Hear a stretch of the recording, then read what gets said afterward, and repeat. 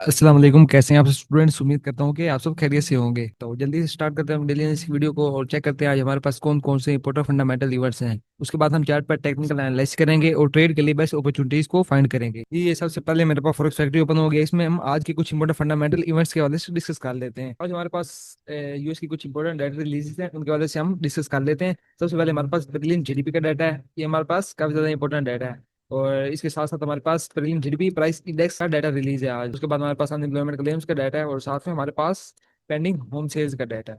तो ये थे आज के हमारे फंडामेंटल इवेंट्स। इसमें हमारे पास इंपॉर्टेंट ये ज्यादा इंपॉर्टेंट जीडीपी का डाटा है। तो ये 5:30 बजे रिलीज होगा। ये डाटा मार्केट में काफी ज्यादा वोलेटिलिटी क्रिएट कर सकता है। मार्केट में डाटा के अंदर ज्यादा चेंज आता है, ज्यादा डेविएशन आती है, ये डाटा ज्यादा पॉजिटिव आ जाता है। तो ये थे हमारे पास इंपॉर्टेंट फंडामेंटल इवेंट्स। अब हम ऐसे करते हैं कि चार्ट पर जाते हैं और टेक्निकल एनालिसिस करते हैं और ट्रेड के लिए बेस्ट अपॉर्चुनिटीज को फाइंड करते हैं। ये सबसे पहले मेरे पास डीएक्सवाई का चार्ट ओपन हो गया है। डीएक्सवाई में कल की जो कैंडल क्लोज हुई है वो एक स्ट्रॉन्ग बेरिश कैंडल क्लोज हुई है। अप साइड पे एक स्ट्रॉन्ग रिजेक्शन के साथ बेरिश कैंडल क्लोज किया मार्केट ने। मैंने आपको बता दिया था डीएक्सवाई का जो ओवरऑल बयास है वो बेरिश है। डीएक्सवाई फंडामेंटली भी बेरिश है और टेक्निकली भी हमें मार्केट बेरिश ही इंडिकेट कर रही है कि डीएक्सवाई में सेलिंग आ सकती है। मार्केट में सेलिंग आई है डेली टाइम फ्रेम के मुताबिक। उसके बाद H4 में आ जाए तो H4 के अंदर मार्केट के अंदर अच्छी खासी सेलिंग आई है। मार्केट ने इस एरिया से ड्रॉप लिया है। ये वही एरिया है जिसके वजह से मैंने आपको बताया था कि मार्केट इस एरिया से ड्रॉप ले सकती है। बिल्कुल सेम उसी एरिया में मार्केट आई और उसी एरिया से मार्केट ने ड्रॉप लिया। सेम एरिया पे मार्केट ने टैप किया और टैप करते साथ ही डाउन साइड आ गई। पहले ये हमने कंप्लीट जोन मार्क किया हुआ था, फिर हमने उसे H2 के मुताबिक डिफाइंड कर लिया था। हमारे डिफाइंड जोन में मार्केट ने टैप किया और टैप करते साथ डाउन साइड आ गई है। उसके बाद अगर मजीद हम यहाँ पे चेक करें तो यहाँ पर ना स्ट्रक्चर शिफ्ट कर लिया मार्केट ने। पहले वही चाह रहा था, अब यहाँ से वेरी स्ट्रक्चर हो चुका है मार्केट का।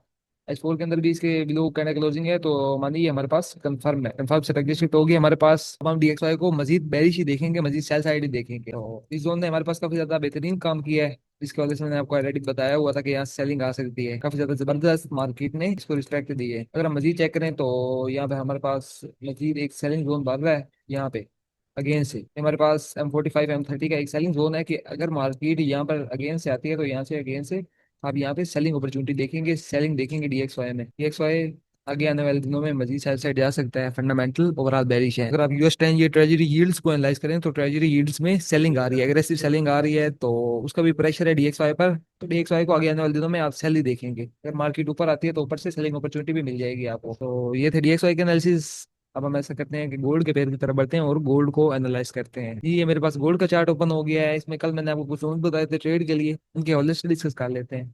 कल मैंने आपको जो जोन बताए थे, जो अपना पॉइंट ऑफ व्यू शेयर किया था, मार्केट ने माशाल्लाह से बिल्कुल उसी तरह मूव किया है। सबसे पहले ये मैंने आपको M15 का ये सप्लाई जोन बताया था कि ये हमारे पास सप्लाई एरिया यहाँ पर उस वक्त मार्केट ऊपर जा रही थी। मैंने आपको ये इंडिकेट मैंने आपको ये बताया था कि यहाँ पे आप रिएक्शन चेक करेंगे मार्केट का, यहाँ से मार्केट ड्रॉप ले सकती है। यहाँ से मार्केट ड्रॉप लेगी तो ये जो हमारे पास ये जो लो पड़ा है, इसके स्वीप पर आप बाइंग अपॉर्चुनिटी देखेंगे। ये जो लो है इसके स्वीप पर आप बाइंग अपॉर्चुनिटी देखेंगे।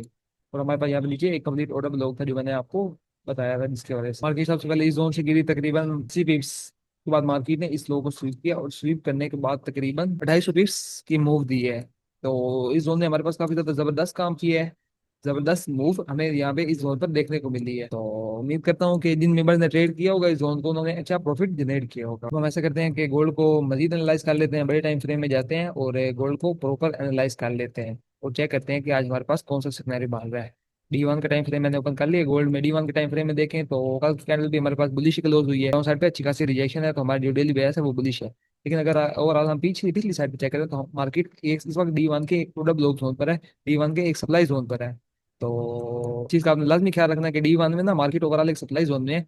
जब तक इस हाई को मार्केट ब्रेक नहीं करती तो मार्केट के अंदर एक सेलिंग आ सकती है, हल्की बल्कि सेलिंग आ सकती है। मार्केट इस सप्लाई को रिस्पेक्ट दे सकती है।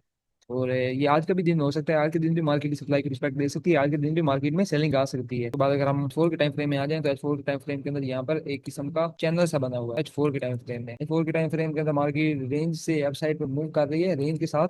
तो यहाँ पे लग रहा है कि डाइवर्जेंस भी बनी होगी, तो हम इसे डाइवर्जेंस को चेक कर लेते हैं जी। ये डाइवर्जेंस का स्टार्ट हो चुका है। यहाँ पे आप चेक करें मार्केट ने यहाँ पे न्यू हाई बनाया है और यहाँ पर न्यू हाई नहीं बनाया RSI के अंदर। तो यहाँ पर एक डाइवर्जेंस बनी है इस जगह पे, इस साइड से इस साइड तक हमारे पास डाइवर्जेंस है RSI में। तो यहाँ से इस लेवल से हल्की फुल्की सेलिंग आ सकती है। ये थे H4 के एनालिसिस। H4 तो अभी हमें हल्की सी सेलिंग बता रहा है। ओवरऑल हमारे पास बुलिश है मार्केट, लेकिन ये जो मार्केट रेंज के साथ अपसाइड पे जा रही है, यहाँ पे मार्केट में काफी ज्यादा लिक्विडिटी क्रिएट हो चुकी है और RSI में भी डाइवर्जेंस आ चुकी है।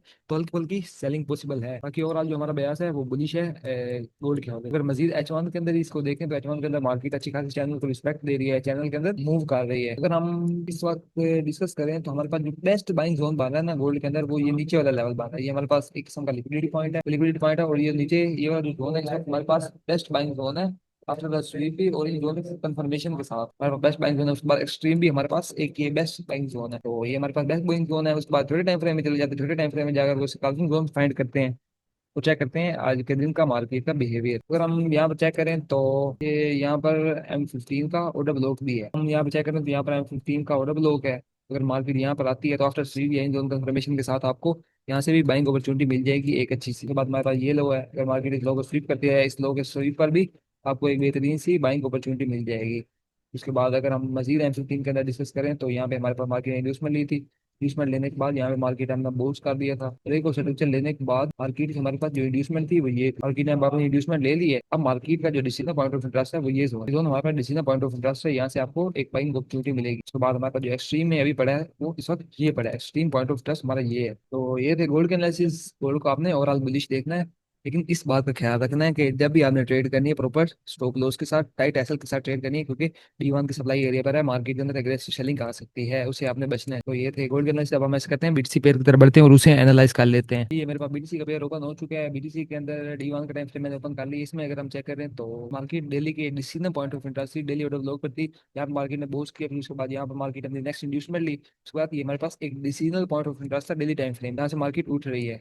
और जो यहाँ पे मार्केट ने हमें बाई कंफर्मेशन दी थी। उसके बाद एक जो कैंडल बनाई है हमारे पास डोजी बना दी है अनडिसिंगल कैंडल। उसके बाद आज की कैंडल भी बुलिश ही ओपन हुई है। तो हमें बीटीसी को डेली टाइम फ्रेम के मुताबिक ओवरऑल बाई साइड ही देखना है। मार्केट अभी बुलिश ही इंडिकेट कर रही है। अगर H4 के अंदर चेक करें तो H4 के अंदर हमारे पास ये हाई पड़ा हुआ है। अगर मार्केट इसके ऊपर क्लोजिंग दे देती है, इसके ऊपर कैंडल क्लोज कर देती है, तो फिर तो हमारे पास H4 के अंदर भी कंफर्मेशन हो जाएगी बाइंग की। उसके बाद अगर हम मजीद चेक करें तो ये चार्ट को क्लियर कर लेते हैं। उसके बाद मजीद डिस्कस कर लेते हैं। ये हमारे पास H4 का हाई पड़ा हुआ है। अगर मार्केट इस हाई के ऊपर कैंडल क्लोजिंग देती है तो फिर हमारे पास ये जो जोन है H3 का वहाँ वैलिड हो जाएगा। मार्केट इसके ऊपर कैंडल क्लोजिंग देती है तो फिर अगर मार्केट यहाँ से नीचे आए तो यहाँ से हम बाइंग अपॉर्चुनिटी देख सकते हैं बीटीसी के अंदर। सुबह मजीद छोटे टाइम फ्रेम में चले जाते हैं। यदि छोटे टाइम फ्रेम में जाए तो मैंने आपको जोन बताया था, मैंने आपको एक ये बाइंग जोन बताया था कि अगर मार्केट यहाँ पे आती है तो यहाँ से आपको बाइंग अपॉर्चुनिटी मिल जाएगी। लेकिन बिल्कुल कुछ पॉइंट्स के फासले से मार्केट ऊपर से उठ गई। मार्केट ने हमारे जोन पर टैप नहीं किया। यहाँ पर हमारे पास H2 H3 का जोन था, जहाँ से मार्केट अप साइड पे चली गई है। मार्केट हमारे H1 के जोन में नहीं आई। हमारे पास H3 का जोन था जिसके ऊपर मार्केट ने टैप किया और अप साइड चली गई है, हमारे जोन में नहीं आई। तो ये जोन जो है हमारे पास अभी थोड़ा सा रिस्की हो चुका है, लेकिन स्टिल वैलिड है। हमारे पास लिक्विडिटी पॉइंट, उसके बाद हमारे पास ये जोन अभी भी वैलिड है।